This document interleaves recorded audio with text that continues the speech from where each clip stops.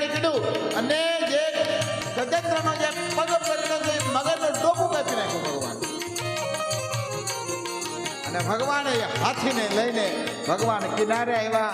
ભગવાનના આંખમાં આંસુ આવી ગયા અને ભગવાન કહેવા લાગ્યા, હે ગજેન્દ્ર, મારે આવવામાં મોડું થઈ ગયું, મને ક્ષમા કરજો. બાપ, આ મારો ગોવિંદ છે, મારો એક ભગવાન, એક ગોવિંદ. શું કરે છે? હાથીને તેડીને પોતાના હૃદય લગાડી દીધા. ભજન તો કરો બાપ. એક હાથી ભગવાનને બોલાવે, ભગવાન આવે. તો પછી માણસ બોલાવે તો ભગવાન આવે ને આવે, કોઈ સંશય નથી. ગજેન્દ્ર જેવું કે દ્રૌપદી જેવું આપણે નામ નથી લેતા.